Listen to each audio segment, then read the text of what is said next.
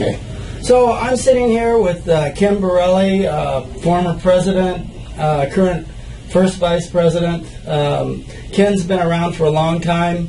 How many years have you been working here? Well, I've been working here since we have the building, and before that, it was at the Lima family. Actually, I joined when they first started opening up enrollments. And, so that was 75. The building was. Yeah, 75. I think I joined in the late 70s, very close to when the organization was founded. 30, 40 years. Yeah. Now. So I knew even many of the founders. Some were really very neat people. Yeah. Enjoyed them.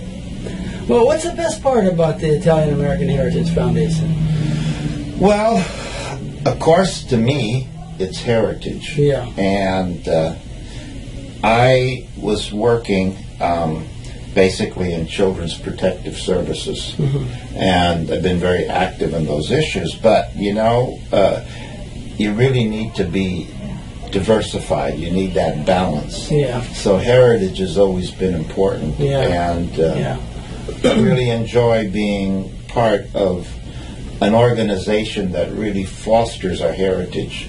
Plus, I have to say, I really get tired and upset over stereotypes. And for a history buff like me, it is so erroneous that it's good to be in an organization that promotes Italian-American history and our Italian heritage. Yeah. You know what really attracted me to this organization is just the feeling of companionship and connection between the people when they were enjoying the events and coming to these different the festas and the luncheons. We have festas, luncheons, St. Joseph's Day, Spring Fling, Crab Feed. We've got and then we've got our beautiful library here. And but the connection between the people is really what drew me to this club. This is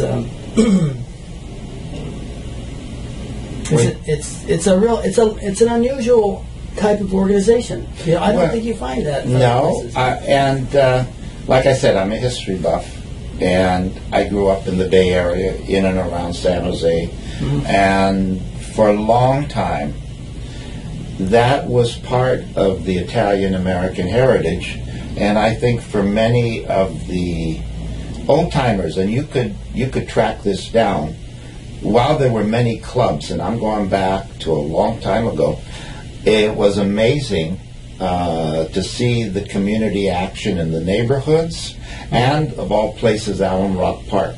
Oh, yeah. Sunday afternoons in Alum Rock Park was this organization in many ways. Oh, really? Yeah, whole families would come, and especially in the summer. Yeah. But you know what? You can't always do it outside, and we have a foundation that really draws from a cross-section of Italian Americans.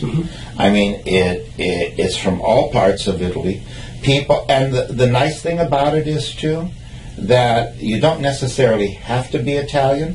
You just enjoy the heritage, you enjoy the culture, and I think that is really exciting because we've had people from across the board in terms of being members of the heritage. Yeah, we have a lot. They enjoy our food, they enjoy the music, they enjoy the like you say, the camaraderie. Yeah. It's hard to put your finger on it. It is. It's a community thing, and it's a thing that there's just a love around that makes it work. Well, you know, I think as organizations go, and as the Italian American community goes, we're evolving and we're in transition. Because I look at my own family, and every one of them who claim to be Italian American or Italian American, English, Irish, German, Hispanic, you're all over the board. Yeah, right. And so I keep saying we have to make sure that even within the families that someone is keeping that Italian American flame alive. Yeah. And if it's not going to be us, I hate to say it, it's going to be Hollywood.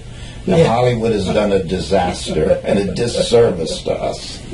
But also, if you know a little bit about the history of this valley and the thinking about it, it's a fascinating story of the immigrants, all immigrants who came here, but Italian Americans in particular, Yeah. and what they created in this valley. Yeah, it's amazing. It's totally amazing. The whole food processing industry was revolutionary.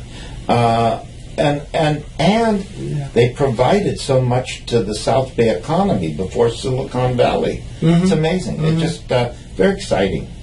It is. It's good. It's a good place. Yeah, go ahead. Well, you know, as you pointed out, Dave, I think that we also focus about Italian American history, what happened in the valley and all that. But I think, in general, the Italian American Heritage Foundation, if you think about it, we've been in business since the 1970s. We're making history. We are history makers. And I don't think that it's fully understood how dynamic that is. Someday, 50 to 100 years ago, people will be talking about the tradition of the festas in the community. The role of Italian Americans in supporting the arts. Some of the events we have, I'm sure when someone reads an old newspaper or an article, they're going to know that this organization really had an important part, as I call it, living history. There are a lot of schools of thought. You know, you talk about history from the famous leaders and presidents, etc. But really, there's also what you call grassroots history. And I think our membership and everything we're doing is making history. And that includes Italian American history. It's making history and making memories too. I notice young people come to our events. Some people bring their grandchildren and their kids. They will remember this. They will, you know, this will be fond memories for them. Well, I thought it was fun yesterday when we had the regional lunch. Yeah. And a 10-year-old boy sang "God Bless America." Yeah. That was amazing. Yeah, what a voice too. And doing it in the setting of our lunch. Yeah. Just totally. You can't put money on an experience like that. Yeah, you can. So there you go. There you go. Yep. All right, very good. Thank you. Okay. That's good, because I think it's important. They know we're creating history. We're not just talking about it.